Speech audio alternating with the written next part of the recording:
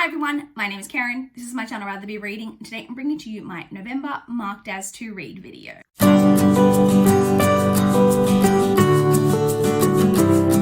So my marked as to read video is a series of videos that I do each month where I talk about all of the books that I was inspired to mark as to read on Goodreads. So this is not a TBR, it's not an anticipated, it's just any book that I've heard about from any era, any publication, heard about anywhere that I was interested in enough to mark as to read on Goodreads. We're going to talk about what the books are, where I heard about them, and what they're about. So let's jump straight in. I marked a total of 9 books as to read in November.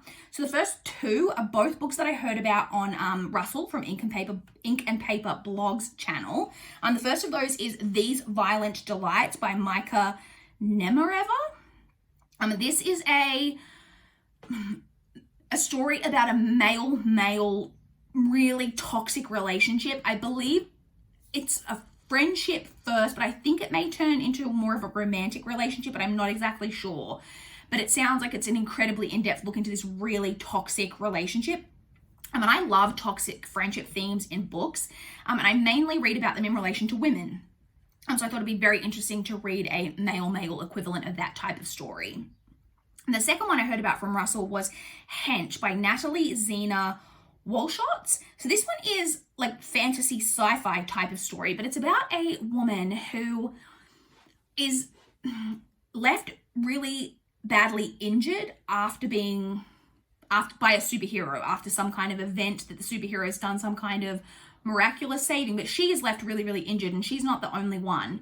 And it makes her really start to think about what are these superheroes really doing everything that they should be doing? Are they being held responsible in the ways that they should be?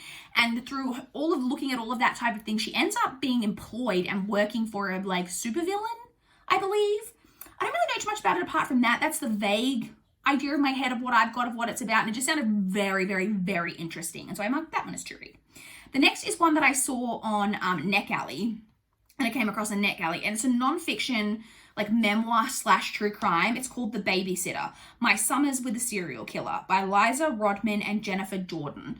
So this one is about a girl who, when she was a child, she used to ride around. So her mother, I think, worked somewhere, and there was this man who used to basically look after her and her sister when they were children. He used to take them, this is in the 70s, I believe, or 60s even. He used to take them around in his truck and drive places, and she always really liked this man, and it wasn't until she was much older that she realized that he was in fact a serial killer and that he killed several women.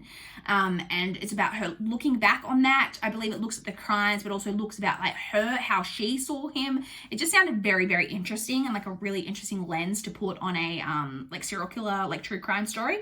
And so I was really interested in that one. The next is one that I've just kind of seen bouncing around BookTube on different channels, and that is The Space Between Worlds by Micaiah, I'm not sure if that's how you pronounce it, author's name, Johnson. This one is sci-fi, and I don't read a lot of sci-fi, but I was very interested in the concept of this one.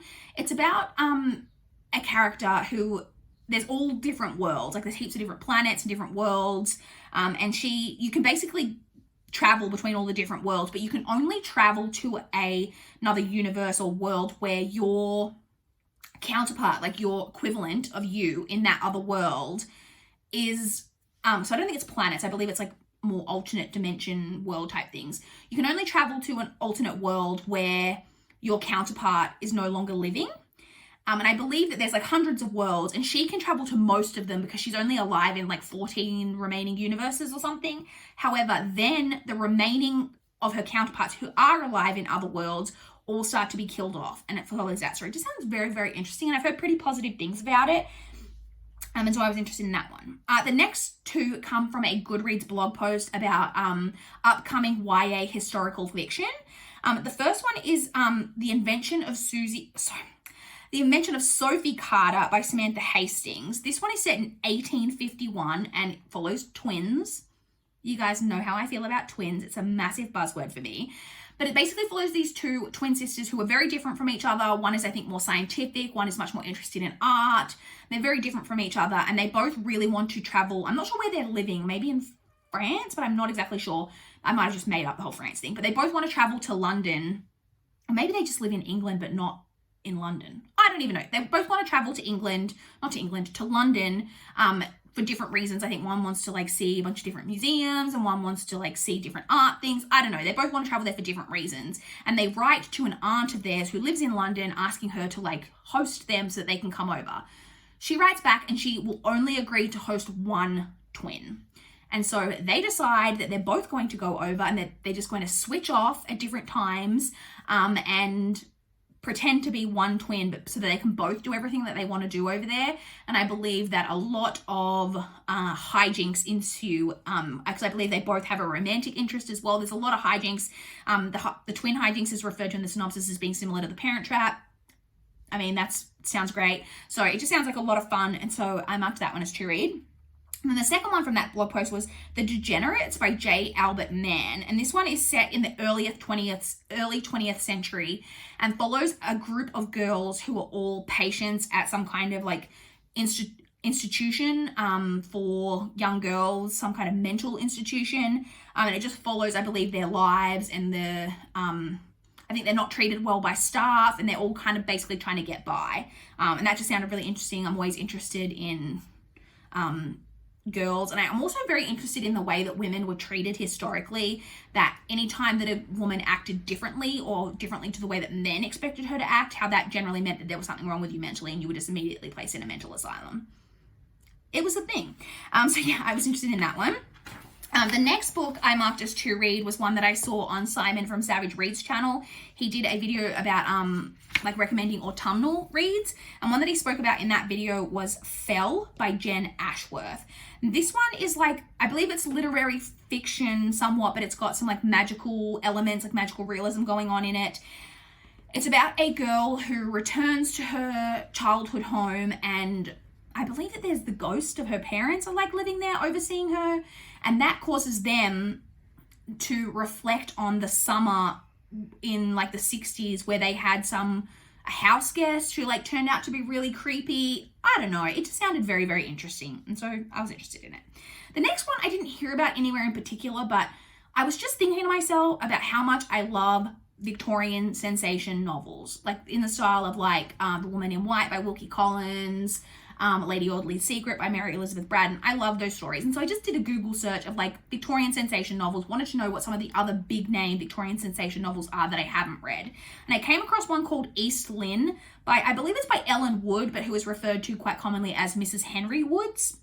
And this one sounds like quite ahead of its time in a lot of ways. It's about a woman who leaves her husband and children for her lover. But I believe it doesn't all go the way that she wants it to go. She expects that he's going to marry her.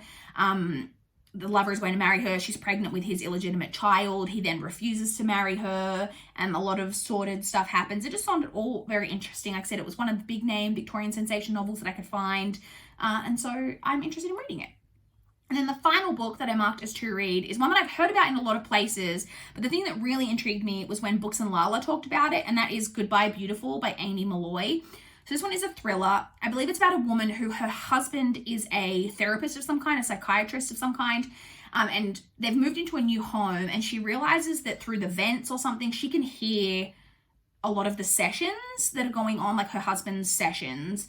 And then I believe and I think there's maybe one woman who like is like a bit weird that she really likes hearing her sessions. I don't know. And then her husband goes missing. And I believe it's following that story. The thing that really intrigued me about it was that when Lala, she did a vlog where she was reading this and she was loving this book. The first half of it was like a 5-star read for her, but then she hated the second half and she ended up rating it like 2 stars. That type of reading experience for people makes me even more intrigued to check a book out. And so that it caused me to mark it as to read. So that's it, you guys. Only 9 books this month. Not too bad, not too many. I would love to chat with you guys in the comments down below. If you've read any of these books, if you have thoughts on them, let me know. Or if you want to talk about what books you guys have been marking as to read recently, I would love to know if you've got any recommendations for me that you think I should mark as to read.